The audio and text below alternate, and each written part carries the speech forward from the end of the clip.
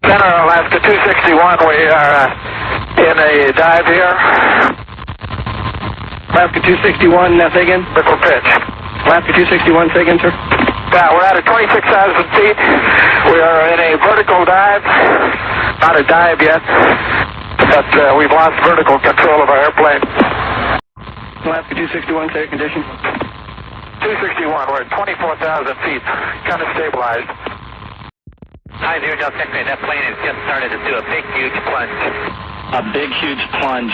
Thank you. Skywest 5154. The 80 is one becoming about 2 o'clock, about 10 miles now. Another pilot reports he's really looking pretty bad. They're heading to your right. Do you see him? Yes, sir.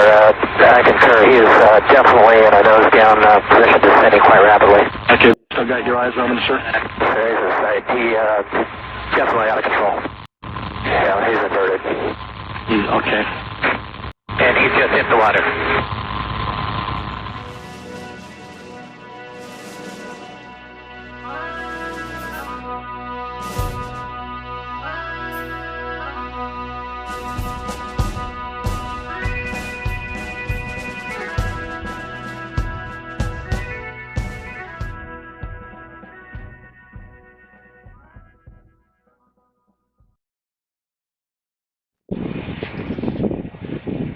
Welcome to Hello Fort Hueneme. I'm your host, Tom Dunn, and today we're down at the beach in Fort Hueneme at the Alaska Air Flight 261 Memorial.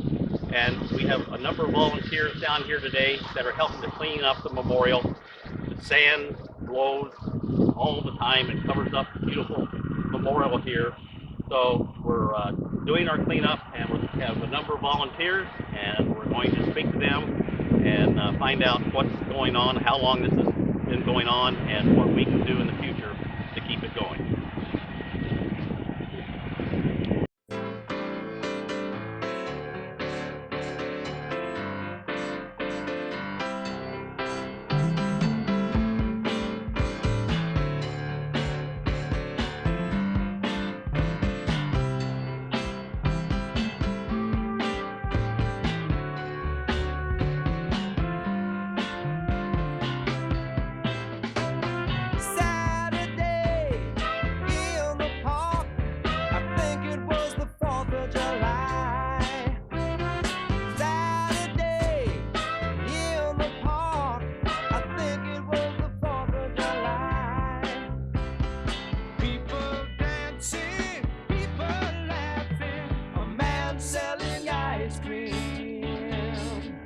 Singing Italian song.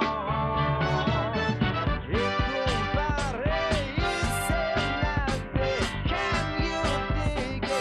Yes, I can. And I've been waiting such a long time to Saturday.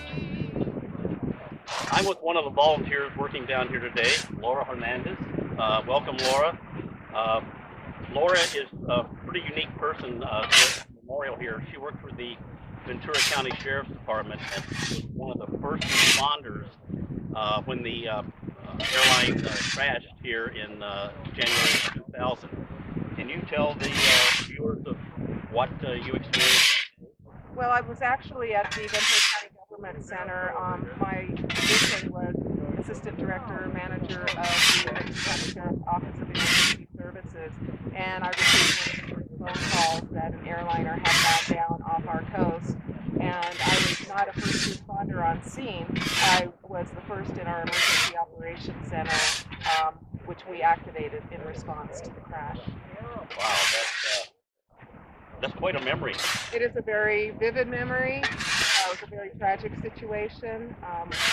We honor the families, we honor the loss of the 88 people who perished in that crash every year on January 31st. We come out here and observe the memorial.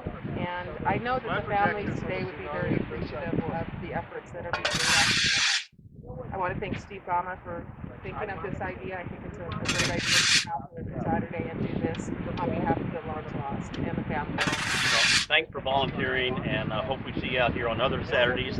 And it's really neat to have what we found on this show. There's so many people that have a story story to tell of what they have done, and it's great to have you here, and we hope to see more of you at the memorial here every Saturday at 9 o'clock. Very good. Thank you. Thank you for doing this.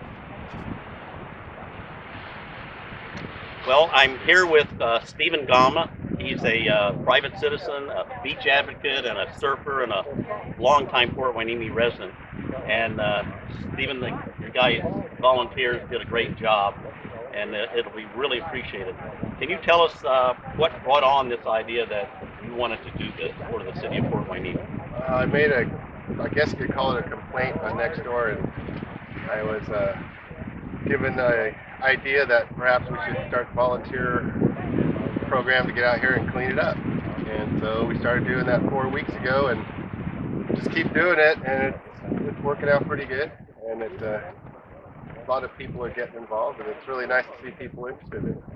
Well, one thing I have noticed in the last month that this has been going on, it's a never-ending project. Absolutely. We have way too much sand here, not where we need it, and we have a lot of wind. And it's just naturally that the sand covers this memorial. And I'm sure Stephen is trying to keep it as clean and nice as possible.